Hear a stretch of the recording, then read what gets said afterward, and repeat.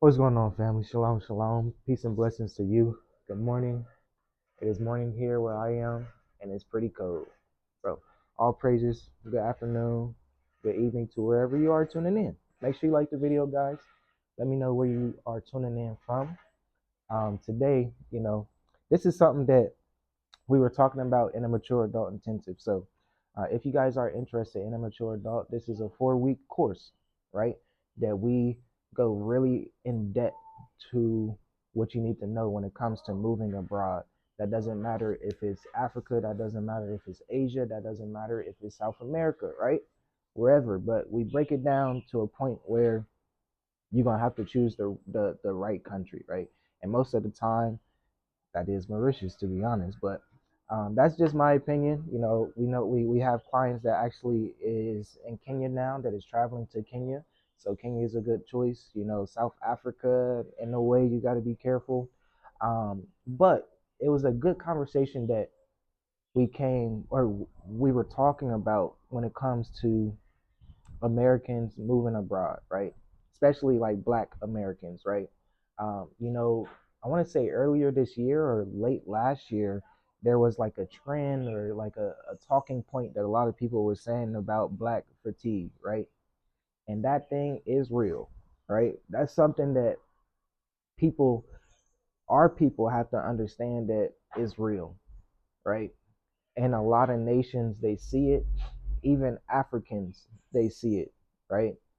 So we were talking about that because there is a lot of countries that's starting to not want Black Americans in their country, right? Because they see how Black Americans causes problems. And that's something real. There's certain people that doesn't have that maturity. There's certain people that don't have that mindset of, you know or they might be stuck at a certain level, and they just don't want to grow out of. I guess I really don't know how to put it. Like it gets down, like, spiritually, really. It gets down to a spiritual thing when it comes down to um, loving themselves and loving their neighbors, right? But that's something that we were talking about, and I was telling them, Thailand, in a way, they're starting to realize that. So a lot of tourists go there and act a fool. Like when you are moving abroad, guys, don't go to a country acting a butt, right? Acting like, you're just so entitled that you're better than everybody, that nobody can tell me nothing and this and that, and you're moving around like silly. Like that's not the way to go. So I was just telling them, like, yes, I'm glad that you guys understand, and I'm glad that you guys have that mindset, because there are a lot of people that come abroad and do that, right? And that's something that you just have to learn. That's something that you got to talk to someone like myself, that's been here 5, going on 6 years, right? Um, so we can have these conversations, right? So I say, like, man, that's why we push the mature adult intensive, because there is like-minded people in it. There is, you know, real conversation, you know, and it's not to offend nobody. It's just really to tell people what it is, right? So check the links in the description, guys, if you are interested in a mature adult. We will begin our next class July 5th, Sunday at 2 p.m. Um, and yeah, but I have some good examples to share with you guys. I know me and my wife, we were talking about this yesterday, and I meant to do it yesterday, but for me, I just wasn't feeling up to it. I've been under the weather for about like 12 hours, 16 hours, and that's just because of weather. Like, yeah, I'm very sensitive when it comes down to the weather changing, cold, hot, and stuff like that, because I'm outside the house a lot. Um, but yeah, me and my wife, we were having this conversation about how different Mauritius is from Tanzania and countries like Tanzania. And if you've been here on the continent, you know what I'm talking about. There's certain type of countries that it's just a different vibe, right? Tanzania just has that vibe. For me, I would say this, and I will give you guys a couple. examples, right? I would say this: I will not tell people that I'm from America and Tanzania, right? Because once you say that, they got their hand out. They want to be best friends. They're gonna play around for a little bit, make sure you're good, make sure you know how much money you might be spending and stuff, tipping and things like that. And then here comes the sob stories, right? Here comes, oh man, this happened to my aunt or my they will do these things, right? Um, just because they want to get money, right? So I'm not trying to say like scam you or anything because I guess you can say scam. So that's just up to you if you gonna get scammed and stuff, because scams are real. And man, I can say those sob stories is pretty sad, right? So I know, yeah, I said I will not tell people I'm from America and like Kenya or Tanzania, or just say like Uganda or something like that, because we hear there's a lot of corruption. I guess in corrupt countries, right? Because the corruption it will feed down to the local people. But I'll say here in Mauritius, if you say you're American, it's a whole different type of vibe. It's a whole different type of response. They really like appreciate that. They just want to see what type of business that you do, um, like investing and things like that. It's a whole different vibe. That's why I say like once you start to know that, you will just choose the right, like for us, I would say choose the right country. Because if we knew about Mauritius before Tanzania, if it was open, we would have came to Mauritius. The people here, yes, they are African. Mauritius is an African country. I know a lot of people look at Mauritius and Mauritians like Indian or something, but that's not the fact. Do your research, look up the history and stuff, and you will be surprised of how Mauritians got here, right? But that's besides the point. But I do have a story where me and my wife was talking about how it's this one gentleman in Tanzania. I believe I'm like I was talking to her like, dang, where did I meet him? I forgot where I met him because every time, and yeah, I believe I met him at the ATM, right? So one day, you get money out the ATM. There's people there that he was just looking bad, man. He was just looking bad. So of course, with my heart, you know, uh, Psalms 41, I believe 41 or 38, you give to the poor. Um, and that's something that I always do. If I have some type of change or some type of money on me, I give to the poor. I give to the poor, right? And this was just someone that I felt bad for, right? Gave the money, and then we will always like see him around. So he kind of got used to our van, got used to my motorcycle and stuff like that. So I remember one day, and really, this is somebody that he had the knowledge, so he understood. Like I'm like, yeah, my name's Yeshai. Broke it down. Yeah, it's a Hebrew name and stuff like that. And he was like, oh, Hebrew. So he knew the Bible. He knew all the tribes and everything. He was very knowledgeable when it comes down to it. He of course he was older than me. I want to say like maybe like 5 6 years older than me, like early 30s, late 30s or something like that. But he looked so much older, right? But this was somebody that one day me and my wife we were driving down the street. We were at a stop sign. We're driving, and then we hear you're shy, you're shy. So I look back in the rearview mirror, in my mirrors and stuff, and this guy he's waving, you're shy, hey, running after the car, running after the car.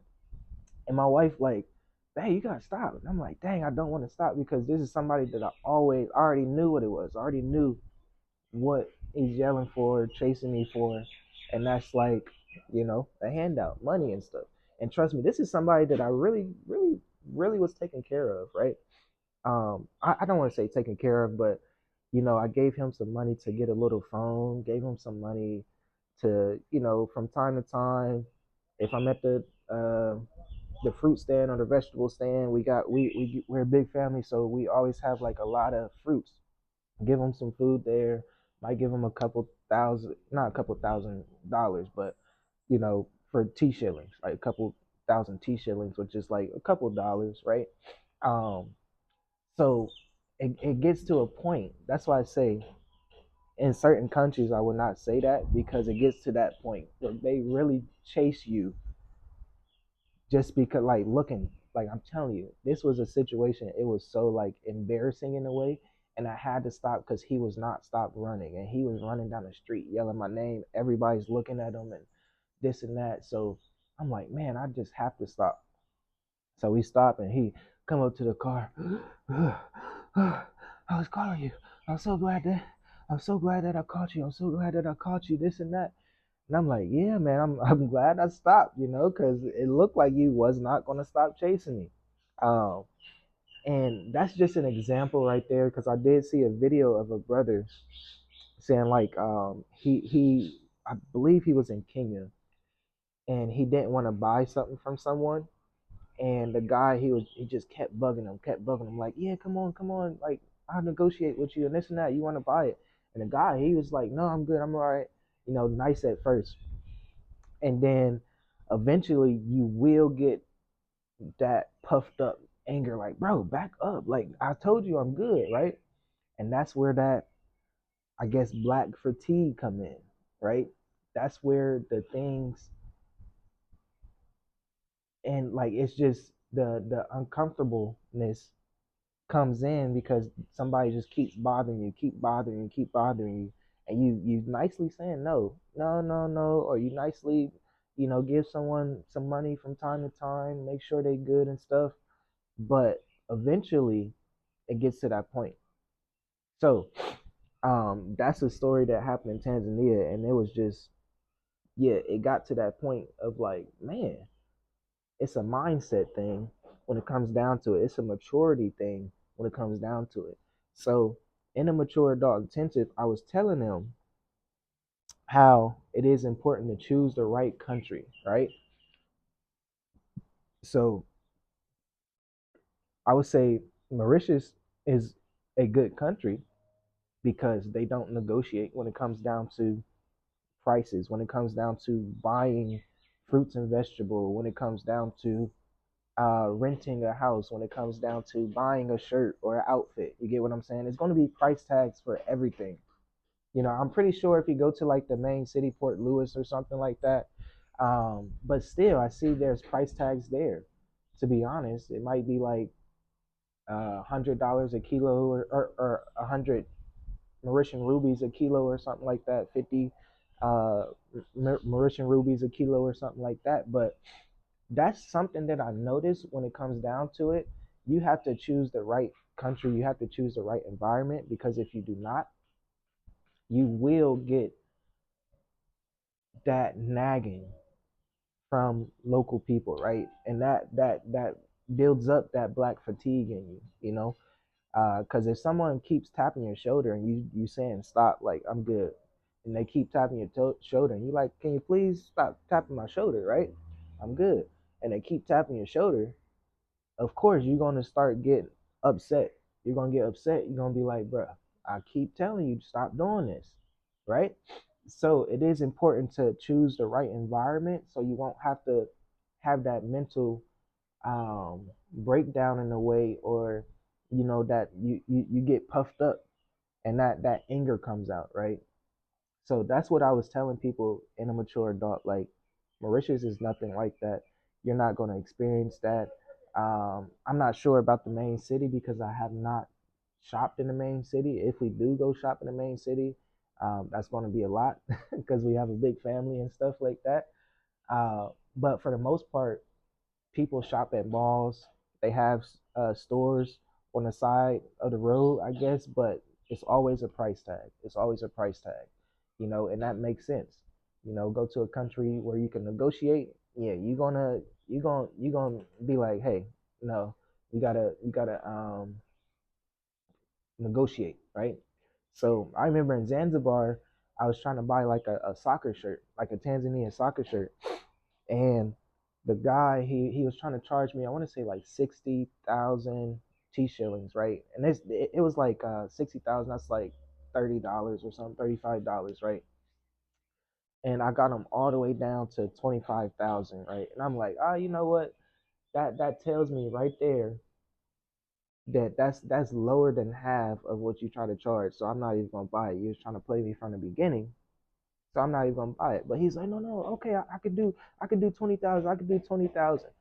So there is certain countries that you have to get used to negotiating, but there is certain countries that you don't. And I believe don't go to those countries that you have to go negotiate with. Just make your life a little bit easier. Um, so yeah, guys, that's my little spiel on black fatigue in a way and how it's real here in Africa, and they will bug you until you get to that point. But go to a country where you don't need to get bugged, right? Because it's just straightforward. It makes sense, right? So guys, check the links in the description. Make sure you like the video, leave your comments below. And yeah, if you made it this far, guys, check out my ebook, 16 chapters, 80 pages on investing and trading. This is going to be $98 for now until July 18th, so about a month. July 19th, there is going to be a free call that you can ask questions, just any questions at all that I'm going to be going over.